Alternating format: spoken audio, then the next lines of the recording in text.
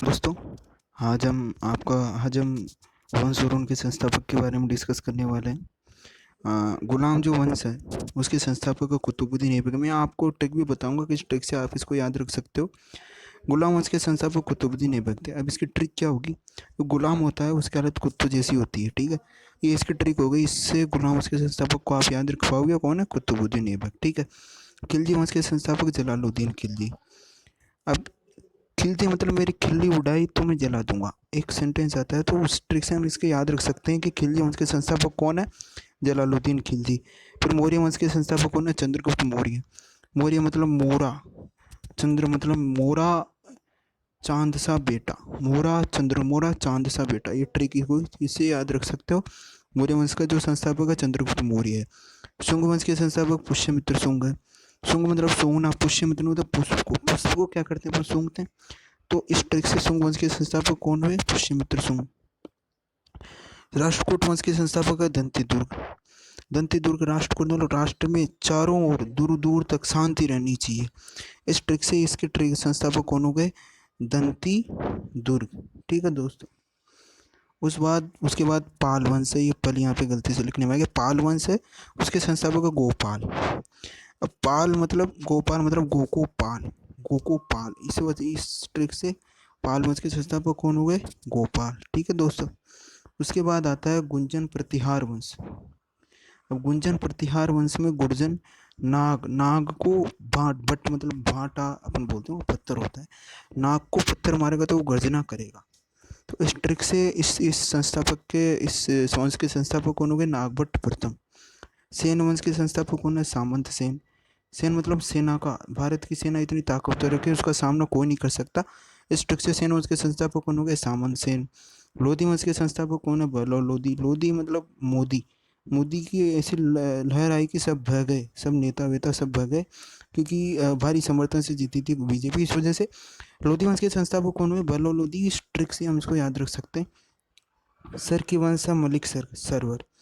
Sir की मतलब सकी, मालिक मतलब मालिक। मालिक क्या करता है? शक करता है। तो इस ट्रिक से सर की वंश के संस्थापक कौन हो गए? मलिक सरवर। संगम वंश, संगम वंश में संग मतलब साथ, हरिहर मतलब मेरे हरि मेरे साथ है। इस ट्रिक से संगम वंश के संस्थापक कौन हो गए? हरिहर बुक्का। मुगल वंश के संस्थापक बाबर, आप याद रख सकते हो, ये भूलोगे नहीं। गढ़वाल वंश के संस्थापक चंद्रदेव।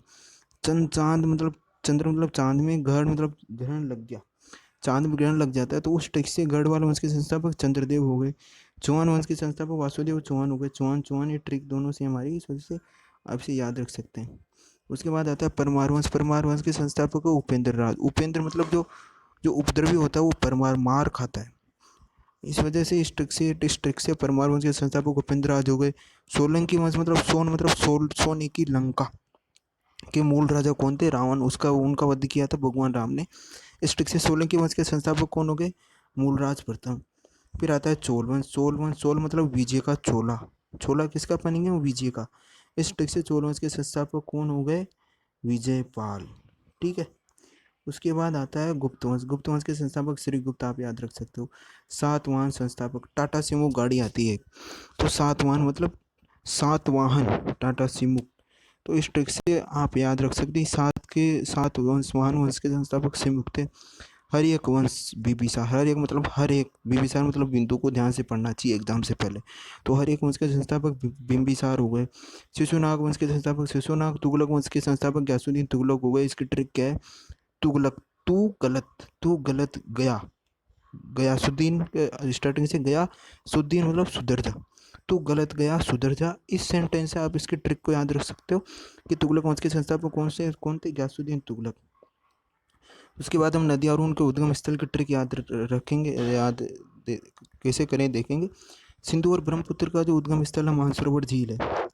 सिंधु मतलब साधु और ब्राह्मण का सम्मान करना चाहिए। मानसरोवर मतलब मान सम्मान करना चाहिए। इस ट्रिक से सिंधु और ब्रह्मपुत्र के जो उद्गम स्थल कौन सा हो गया? मानसरोवर झील हो गया। झेलम, झेलम जो है वो शेषनाग झील से निकलती है। अब झेलम मतलब झेल नहीं पाएगा शेषनाग के डसने पर, तो वो ट्रिक क्या होगी? शेषनाग के डसने पर झेल नहीं पाएगा, तो झेलम शेषनाग झील से ये निकलती है। चिनाब जो है बारालाचा दर्रा से निकलती है। ये नेता चुनाव के समय बड़ा लालच देते। चिनाब मतलब चुनाव के समय, बारालाचा मतलब बड़ा लालच देना, ठीक है। तो ये चुनाव के समय नेता बड़ा लालच देते हैं। इस ट्रिक से याद रख सकते हो। रामगंगा नदी, रामगंगा नदी, राम, आपने वो सेंटेंस सुना होगा, राम तेरी गंगा मिली, तो नैनीताल मतलब मेली, तो ये ट्रिक हो गई। तो रामगंगा नदी नैनीताल के निकट से निकलती है। रावी और व्यास नदी रोहतांग दर्रा हिमाचल प्रदेश से निकलती है। अब ये सेंटेंस है, रवि को प्यास लगी, वो रोता रोता तंग हो गया। रावी मतलब रवि को, व्यास मतलब प्यास लगी, रोहतांग मतलब रोता रोता, तांग मतलब तंग हो गया। तो इस स्टेटमेंट से आप इसकी ट्रिक को याद रख सकते हैं कि रावी और व्यास नदी कहाँ से निकलती है, रोहतांग दर्रा हिमाचल प्रदेश से निकलती है। उसके बाद आती है नर्मदा और सोन नदी।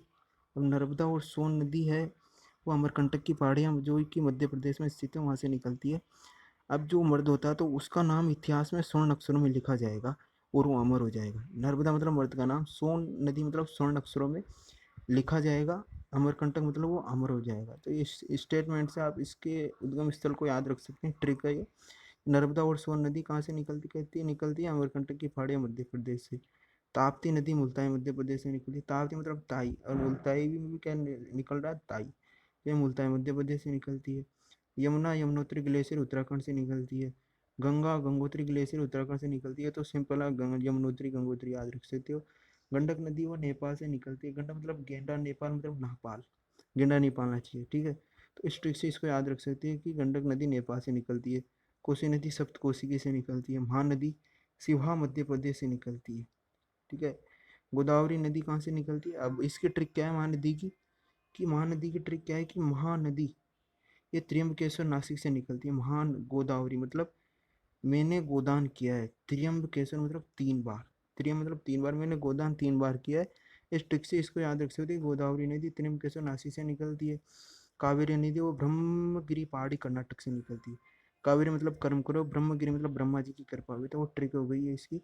चंबल नदी है जाना पाव पहाड़ी मध्य प्रदेश से निकलती है।